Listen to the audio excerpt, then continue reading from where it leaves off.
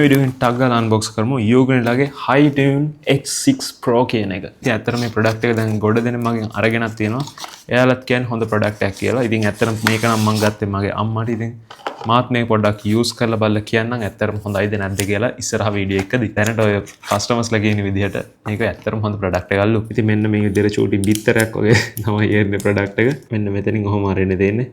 ඒක ඇත්තටම හොඳ ප්‍රීමියම් ගතියක් තියෙනවා. ඒතකොට මේක තමයි යෝගින්ලාගේ දැනට තියෙන ගණන් වැඩි මේ earbuds දෙක. මීට වැඩි පොඩ්ඩක් ගණන් වැඩි එකක් තියෙනවා. මම කියන්නේ කලින් රිවිව් එකකුත් කරලා තිනවා. අර මෙතන පොඩි ඩිස්ප්ලේ එකක් තියෙන එක. හැබැයි ඉතින් quality wise ගත්තොත් දැනට යෝගින්ලාගේ තියෙන quality වැඩිම එක තමයි මෙන්න මේක. මේකේ තියෙන ඩිස්ප්ලේ එකක් නැති හින්දා ටිකක් ගණන් අඩුයි අර ඩිස්ප්ලේ එක තියෙන earbuds එකට වැඩිය. ඉතින් මුලින්ම quality wise ගත්තොත් ඇත්තටම quality එක නම් මාරයි. noise cancelling එකත් හොඳයි ඇත්තටම. අත් හිතෙන මෙච්චර noise cancelling එකක් තියෙනවා කියලා මේකේ තියෙනවා active noise cancelling earbuds ANC. ඒ වගේ මම කියනවා මම මේ පට්ට expert කෙනෙක් නෙවෙයි noise cancelling අරවා මේවා ගැන. ඉතින් මම ඔය කාලයක් තිස්සේ මේ Samsung earbuds use කරනවා. ඉතින් ඒකත් එක්ක ඊට සමානම එකක් මට හිතෙන්න දෙන ඉන්න බලමු.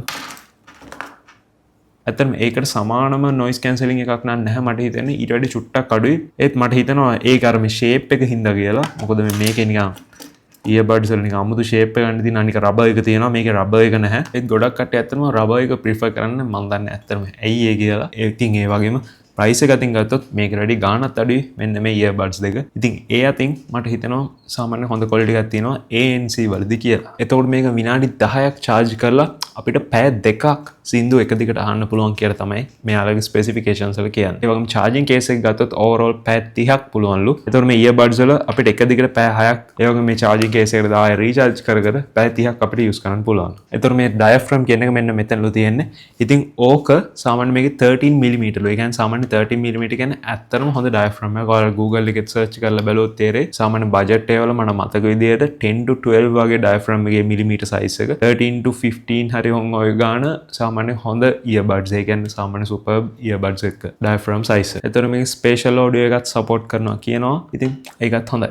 charging time එක ගත්තොත් අපිට මේක පැය එකමාරකින් recharge කරගන්න පුළුවන්. ඉතින් sound quality ගැන දැන් අපි කතා කරමු. මාත් මේක පොඩ්ඩක් check කරා. ඉතින් sound quality එක මට නම් ටිකක් හොඳයි. මං කලින් කිව්වා වගේ expert කෙනෙක් නෙවෙයි. ඉතින් ඔයාලට නිකන් Google එකේ YouTube එකේ reviews උත් බලන්න පුළුවන්. ඒ පොඩ්ඩක් experts ලා කියන්න. ඒගොල්ලොත් කියන්නේ සාමාන්‍යයෙන් මේ price range එකට හොඳ sound quality එකක් තියෙනවා කියලා. ඉතින් මම මේක තව චුට්ටක් use කරලා මාසයකින් දෙකකින් වගේ තව review එකකුත් කරන්න. ඉතින් ඔයාලගේ opinion එක මොකද්ද මේ product එක ගැන? ඉතින් ඒ වගේම ඔයාලට මේක buy කරන්න ඕන නම් 1 year company warranty එක්ක මගේ technology.lk එකේ website එක check කරන්න පුළුවන්.